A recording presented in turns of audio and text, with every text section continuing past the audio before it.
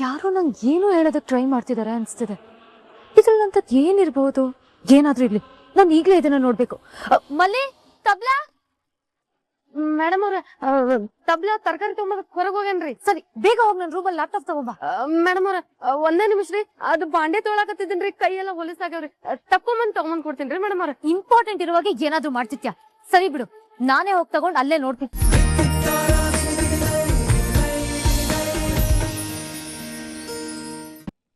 ಮಾಡೋ ಎಡ್ವರ್ಟ್ ಎಲ್ಲ ಮಾಡಿ ಇಲ್ಲಿ ಬಂದು ಸ್ಟೈಲಾಗಿ ಪೋಸ್ಟ್ ಕೊಡ್ತಾ ಇದ್ಯಾ?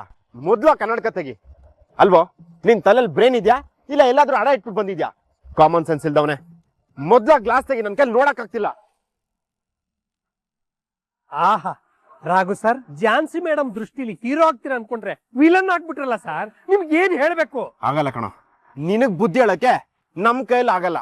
ನಾವ್ ಇಷ್ಟೆಲ್ಲ ಕಷ್ಟಪಟ್ಟು ಪ್ಲಾನ್ ಮಾಡಿ ಝಾನ್ಸಿ ಮೇಡಮ್ ಮನ್ಸಲ್ಲಿ ಗುಡ್ ಇಂಪ್ರೆಷನ್ ಕ್ರಿಯೇಟ್ ಮಾಡೋ ಅಂತ ಕಳ್ಸಿದ್ರೆ ಹೋಗಿ ಹೋಗಿ ಬ್ಯಾಡ್ ಇಂಪ್ರೆಷನ್ ಕ್ರಿಯೇಟ್ ಮಾಡ್ಕೊಂಡ್ ಬಂದಿದ್ಯಲ್ಲೋ.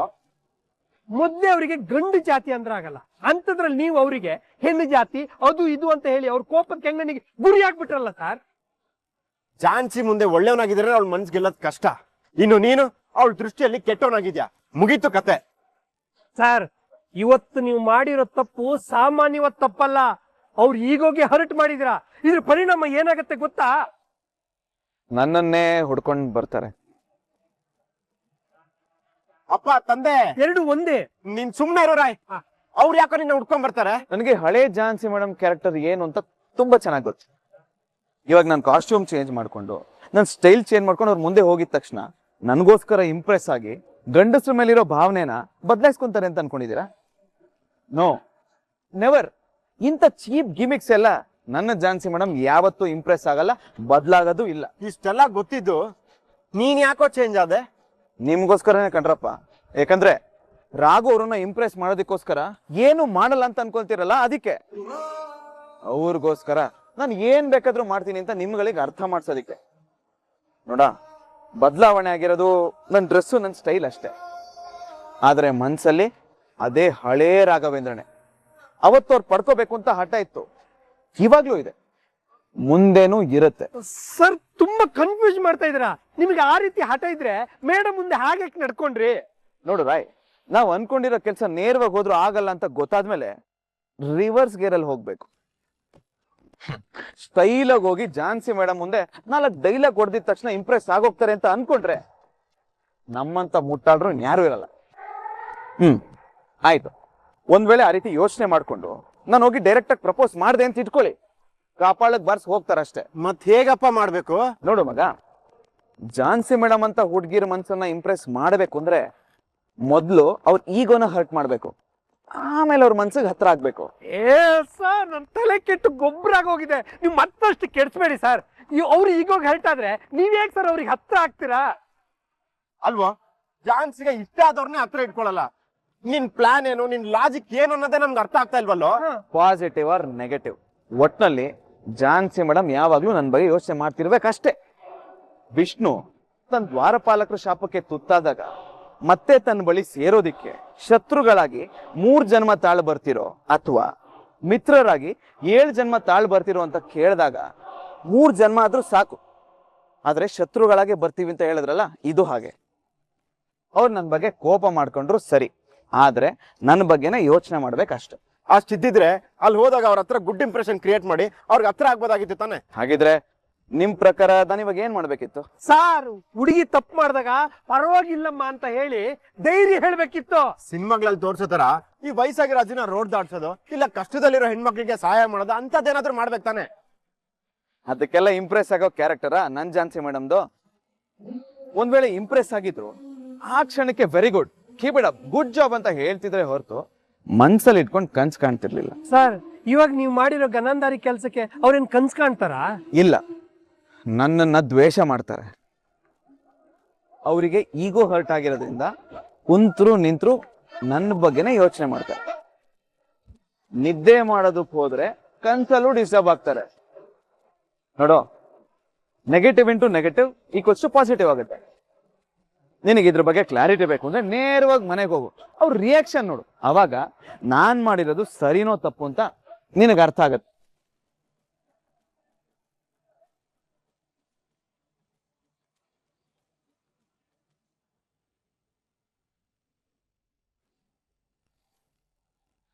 Excuse me mister. Mind own business. ಹುಡ್ಗ ಒಂದ್ ಸ್ವಲ್ಪ ಹ್ಯಾಂಡ್ಸಮ್ ಆಗಿ ಕಾಣಿಸಂಗಿಲ್ಲ. ಈ ರೀತಿ ಬಂದು ಮಾತಾಡಕ್ ಕಾಯ್ತಾ ನಿಂತ್ಬಿಡ್ತೀರಲ್ವಾ? ನೈಸ್ ಆಗಿ ಮಾತಾಡಿ ಫ್ರೆಂಡ್ಶಿಪ್ ಮಾಡ್ಕೊಳಕ್ಕೆ ಟ್ರೈ ಮಾಡೋದು. ನಿನ್ನ ಇಂಟೆನ್ಷನ್ ನನಗೆ ಅರ್ಥ ಆಗತ್ತೆ. ಮೇಡಮ್, ನನ್ ಮುಂದೆನೆ ನಿಂತು ದುರಹಂಕಾರದಲ್ಲಿ ಮಾತಾಡಿದ ಗಂಡಸಿನ ಪರಿಸ್ಥಿತಿ ಏನಾಗಿದೆ ರಾಯ್? ಅದನ್ನ ಏನು ಕೇಳ್ತೀರಾ ಮೇಡಮ್? ಬೆಂಡೆತ್ತಿ ಬ್ರೇಕ್ ಹಾಕಿ ಯಾಕಾದ್ರೂ ಗಂಡು ಜನ್ಮದಲ್ಲಿ ಹುಟ್ಟಿದ್ನೋ ಅನ್ನೋ ತರ ಮಾಡಿ ಬಂದಿದ್ದೀರಾ. ಅಂತದ್ರಲ್ಲಿ ನನಗೆ ಹಾಟ್ ಮಾಡ್ತಾನೆ. ಅದಕ್ಕೆ ಮೇಡಮ್ ಈ ಕೋಪ. ಬರೀ ಕೋಪ ಅಲ್ಲ ರಾಯ್, ನನ್ ಎದೆ ಒಳಗಡೆ ಜ್ವಾಲಾಮುಖಿನೇ ಕುದಿತಾ ಇದೆ. ಅವ್ನ್ ನನ್ ಬಗ್ಗೆ ಲೈಫ್ ಲಾಂಗ್ ನೆನ್ಪಿಟ್ಕೊಂಡಿರ್ಬೇಕು. ಹಾಗೇನಾದ್ರೂ ಮಾಡ್ಬೇಕು ರಾಯ್. ಹೌದು ಮೇಡಮ್, ಅವ್ರಿಗೆ ಅಂತ ಪಾಠನೇ ಕಲಿಸ್ಬೇಕು. ಅದು ನಿಮ್ ಮುಂದೆ ಕುತ್ಕೊಂಡು, ಅಲ್ಲ ನಿಮ್ ಮುಂದೆ ಕಾಲ್ ಮೇಲೆ ಕಾಲ ಕುತ್ಕೊಂಡು ನಿಮ್ಗೆ ಕೋಪ ಬರ್ಸೋ ರೀತಿ ಮಾಡ್ತಾನಂದ್ರೆ ಅವನಿಗೆ ನೀವ್ ಯಾರು ಅಂತ ತೋರಿಸ್ಬೇಕು ಮೇಡಮ್. ಬಿಡಲ್ಲ, ಅವನನ್ ಮಾತ್ರ ಸುಮ್ನೆ ಬಿಡಲ್ಲ. ನಾನ್ ಯಾರು ಅಂತ ಅವನಿಗೆ ತೋರಿಸ್ತೀನಿ. ಮೇಡಮ್, ಅವ್ನು ಯಾರು ಎತ್ತ ಅನ್ನೋ ಡೀಟೇಲ್ಸ್ ಕಲೆಕ್ಟ್ ಮಾಡ್ಲಾ? ಅದ್ರ ಅವಶ್ಯಕತೆ ಇಲ್ಲ. ಹಾಗಿದ್ರೆ ಅವ್ನು ಎಲ್ಲಿದ್ದಾನಂತ ತಿಳ್ಕೊಂಡು ಎತ್ತಕೊಂಡ್ ಬಂದ್ಬಿಡ್ಲಾ? ಬೇಡ. ಮತ್ತೆ ಅವನಿಗೆ ಪಾಠ ಹೇಗ್ ಕಲ್ಸೋದು ಮೇಡಮ್? ಭೂಮಿ ರೌಂಡ್ ಆಗಿದೆ ರಾಯ್, ಅವನ್ ಎಲ್ಲೂ ಹೋಗೋದಕ್ಕಾಗಲ್ಲ. ಒಂದಲ್ಲ ಒಂದ್ ದಿವಸ ನನಗ್ ಸಿಕ್ಕಾಕೋತಾನೆ. ಸಿಕ್ಕಾಕೊಳ್ಳೇಬೇಕು. ಆಗ ಹೆಣ್ಣು ಅಂದ್ರೆ ಏನು ಅಂತ ಅವನಿಗೆ ಅರ್ಥ ಮಾಡಿಸಿ ಪಾಠ ಕಲಿಸ್ತೀನಿ.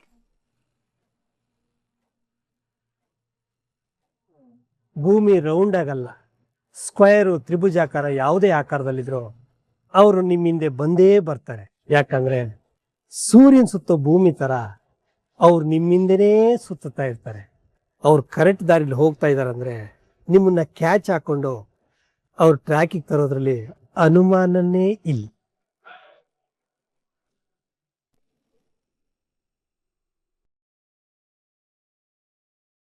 ಏನ್ ಸಾಹೇಬ್ರು ಏನೋ ಖುಷಿ? ಇದು ನಂದು ಹಳೆ ಒಂದು ಗರ್ಲ್ ಫ್ರೆಂಡ್ ಟೆಕ್ಸ್ಟ್ ಮಾಡಿದ್ದು, ಅದನ್ನ ನೋಡ್ತಾ ಇದ್ದೆ. ಹೋಗಿ ಕನ್ನಡಿಲ್ ಮುಖ ನೋಡ್ಕೊ. ಯಾಕ್ರಿ, ನನಗೇನು ಹುಡುಗಿರು ಟೆಕ್ಸ್ಟ್ ಮಾಡಲ್ಲ ಅನ್ಕೊಂಡಿದ್ದೀರಾ? ಅವ್ರು ಮಾಡ್ತಾರೆ ನಮ್ಮತ್ ಸರಿ, ಆದ್ರೆ ನೀನ್ ನೋಡ್ಬೇಕಲ್ಲ. ಅದು ನಿಜಾನೇ. ಅದಕ್ಕೆ ಮೊನ್ನೆ ಮದುವೆಗೆ ಪೌರೋಹಿತ್ಯಕ್ಕೆ ಹೋಗಿದ್ವಲ್ಲ, ಅಲ್ಲಿ ಒಂದ್ ಹುಡುಗಿ ರಾಮಾಚಾರಿನೇ ನೋಡೋದಾ? ಹಾ ಹೇಳಿ. ಮಾತಾಡ್ಸು ಇರ್ಬೇಕಲ್ಲ. ಅವಳೇನೋ ಮಾತಾಡ್ಸಲ್ದು ಅದಕ್ಕೆ. ಆದ್ರೆ ಈ ಸಾಹೇಬ್ರು ಏನ್ ಹೇಳಿದ್ರು ಗೊತ್ತಾ? ಏನಮ್ಮ ತಂಗಿ ಅಂತ ಹೇಳ್ಬಿಡೋದ. ಪಾಪ ಹುಡುಗಿ ಹ್ಯಾಪ್ ಪೋರೆ ಹಾಕೊಂಡು ಏನು ಇಲ್ಲ ಅಣ್ಣಯ್ಯ ಅಂತ ಓಡೇ ಹೋದ್ಲು. ಸರಿ ಸರಿ, ಕಾಮಿಡಿ ಎಲ್ಲ ಸಾಕು. ಇವಾಗ ನಿಜ ಹೇಳು, ಏನ್ ನೋಡ್ತಿದ್ದೆ? ಅದೇ ಮೇಡಮ್, ಝಾನ್ಸಿ ಅವ್ರ ಮನೆಗೆ ನಾವು ಪೆನ್ ಡ್ರೈವ್ ಅಲ್ಲಿ ಕೊರಿಯರ್ ಕಳ್ಸಿದ್ವಲ್ಲ, ಅದು ರೀಚ್ ಆಗಿದೆಯಲ್ವಾ ನೋಡ್ತಾ ಇದ್ದೆ. ಅದು ಝಾನ್ಸಿಗ್ ತಲುಪ್ತಾ? ಅವ್ರ ಮನೆ ಲೊಕೇಶನ್ಗೆ ತಲುಪಿದೆ. ಅದನ್ನ ಝಾನ್ಸಿ ಬಂದು ರಿಸೀವ್ ಮಾಡೋದಷ್ಟೇ ಬಾಕಿ ಇದೆ ಈಗ. ಹೇಗೋ ಅದು ಝಾನ್ಸಿಗ್ ಸಿಕ್ಕಿ ಅವಳ ವಿಡಿಯೋ ನೋಡಿ ಎಲ್ಲ ಸರಿ ಹೋಗಿ ಅವರಿಬ್ರು ಒಂದಾಗ್ಬಿಟ್ರೆ ಸಾಕು. ಮೇಡಮ್, ಒಳ್ಳೆ ಪ್ರಯತ್ನಕ್ಕೆ ಒಳ್ಳೆ ಪ್ರತಿಫಲ ಸಿಕ್ಕೇ ಸಿಗುತ್ತೆ. ಈಗ ನಾವು ಆ ವಿಡಿಯೋನ ಒಳ್ಳೆ ಉದ್ದೇಶದಿಂದ ಕಳ್ಸಿದೀವಿ, ಹಾಗಾಗಿ ಎಲ್ಲ ಒಳ್ಳೇದಾಗುತ್ತೆ. ನಾನು ಅದೇ ನಂಬಿಕೆಲಿದ್ದೀನಿ ರಾಮಾಚಾರಿ. ನಿಮ್ ನಂಬಿಕೆ ನಿಜ ಆಗುತ್ತೆ ಮೇಡಮ್. ಚಾನ್ಸಿಗೆ ಈಗಿರೋ ಪರಿಸ್ಥಿತಿ ಅಥವಾ ಮುಂಚೆ ಇದ್ದಿದ್ದ ಪರಿಸ್ಥಿತಿಗಿಂತ ತದ್ವಿರುದ್ಧವಾಗಿರೋ ಪರಿಸ್ಥಿತಿ ಆ ವಿಡಿಯೋಲಿ ನೋಡಿದ ತಕ್ಷಣ ಅವಳಿಗೆ ಏನಾಗಿದೆ ಅನ್ನೋದು ಅರ್ಥ ಆಗುತ್ತೆ. ಆಗ ಅವಳ ಜೀವನದಲ್ಲಿ ಏನಾಗಿತ್ತು ಅನ್ನೋದು ಗೊತ್ತಾಗಿ ರಾಘು ಬೆಲೆ, ರಾಘು ಪ್ರೀತಿ ಬೆಲೆ ಅಥವಾ ತಾನು ಕಟ್ಟಿಸ್ಕೊಂಡಿರೋ ತಾಳಿ ಬೆಲೆ ಅವ್ರಿಗೆ ಅರ್ಥ ಆಗುತ್ತೆ. ಒಟ್ಟಿನಲ್ಲಿ ಇವತ್ತು ಅವಳ ನೆನಪನ್ನ ಆವರಿಸ್ಕೊಂಡಿರೋ ಕತ್ಲು ಕರಗೋಗಿದೆ ಅನ್ನೋ ನಂಬಿಕೆ ನನಗಿದೆ. ಆ ದೇವ್ರ ದಯದಿಂದ ಎಲ್ಲ ಸಮಸ್ಯೆಗಳು ಕ್ಲಿಯರ್ ಆಗ.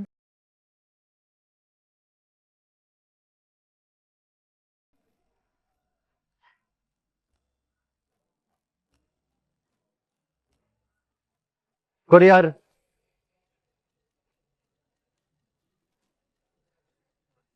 ಕೊರಿಯರ್ ಯಾರಿಗೆ ಬಂದಿರೋದು? ಜನ್ಸೇನ್ ಅವ್ರ ಹೆಸರಲ್ಲಿ ಬಂದಿದೆ. ಸರಿ ಕೊಡಿ. ಮೇಡಮ್, ಇದು ಪರ್ಸನಲ್ ಡೆಲಿವರಿ ಆಗ್ಬೇಕಾಗಿದೆ. ಪ್ಲೀಸ್ ಐಡಿ ಕಾರ್ಡ್ ತೋರಿಸಿ. ಅದು ಬೇರೆನಾ?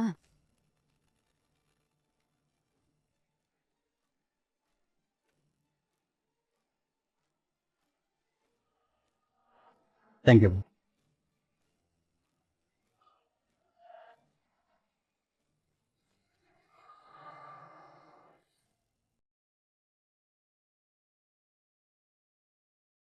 ಇದೇನಿದು? ಪೆಂಡ್ರೈವ್ ಕಳ್ಸಿದಾರಲ್ಲ, ಯಾರು ಕಳ್ಸಿರ್ಬೋದು? ಇದ್ರಲ್ಲಿ ಏನಿರ್ಬಹುದು? ಅದು ಬೇರೆ ನಾನೇ ಕಲೆಕ್ಟ್ ಮಾಡ್ಬೇಕು ಅಂತ ಪರ್ಸನಲ್ ಡೆಲಿವರಿ ಬೇರೆ ಕೊಟ್ಟಿದ್ದಾರೆ. ಅಂದ್ರೆ ಏನೋ ಇಂಪಾರ್ಟೆಂಟ್ ಇರ್ಬೇಕು ಅನ್ಸತ್ತೆ. ಜೊತೆ ಲೆಟರ್ ಬೇರೆ ಕೊಟ್ಟಿದ್ದಾರೆ.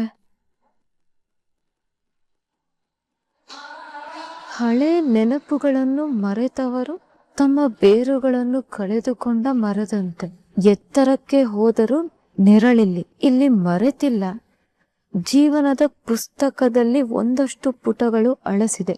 ಆ ಪುಟಗಳ ನೆನಪು ಮಾಡುವ ತುಣುಕು ಇದರಲ್ಲಿದೆ.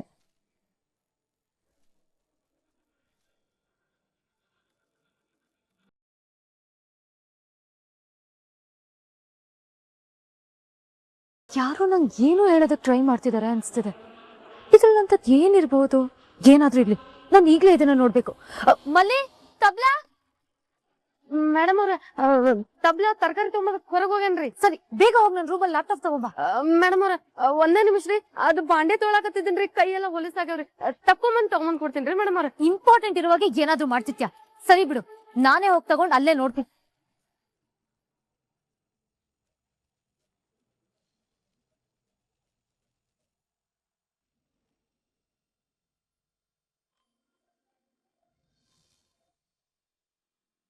ಹೇಳು ರಾಯ್, ಹೇಗಿದೆ ರಿಯಾಕ್ಷನ್? ರಾಘು ಸರ್, ನೀವು super, fantastic, extraordinary, marvellous. Sir, ನೀವು ಹೇಳ್ದಾಗೆ ಝಾನ್ಸಿ ಮೇಡಮ್ ಫುಲ್ ಡಿಸ್ಟರ್ಬ್ ಆಗಿ ಹೋಗಿದ್ದಾರೆ ಸರ್. ಅವ್ರ ಮನ್ಸಲ್ಲಿ ನೀವೇ ತುಂಬಿಕೊಂಡಿದ್ದೀರಾ. ಆದ್ರೆ ಒಂದು ಸಣ್ಣ ವ್ಯತ್ಯಾಸ ಸರ್. ಮೊದ್ಲೆಲ್ಲ ಅವ್ರ ಮನ್ಸಲ್ಲಿ ನಿಮ್ ಬಗ್ಗೆ ಬರೀ ಪ್ರೀತಿನೇ ತುಂಬಿಕೊಂಡಿರೋದು, ಆದ್ರೆ ಈಗ ಬರೀ ಕೋಪನೆ ತುಂಬಿಕೊಂಡಿದ್ದಾರೆ ಸರ್. ಅದು ಎಕ್ಸ್ಪೆಕ್ಟೆಡ್ ಅಲ್ವಾ ರಾಯ್? ಹೌದು ಸರ್, ಅದು ನಿಜಾನೇ. ಇನ್ನೊಂದೇನಂದ್ರೆ ರಾಯ್, ಪ್ರೀತಿಯ ಮೂಲನೇ ಕೋಪ ಅಲ್ವಾ? ಪ್ರೀತಿ ಎಲ್ಲಿರುತ್ತೋ ಅಲ್ಲೇ ಕೋಪ ಇರುತ್ತೆ, ಜೊತೆಗೆ ಜಗಳನೂ ಇರುತ್ತೆ. ಹೌದು ಸರ್, ನೀವ್ ಹೇಳ್ತಾ ಇರೋದು ಕರೆಕ್ಟು. ಆದಷ್ಟು ಬೇಗ ನೀವು ಝಾನ್ಸಿ ಮೇಡಮ್ ಒಂದಾಗೋ ಟೈಮ್ ಬಂದೇ ಬರುತ್ತೆ.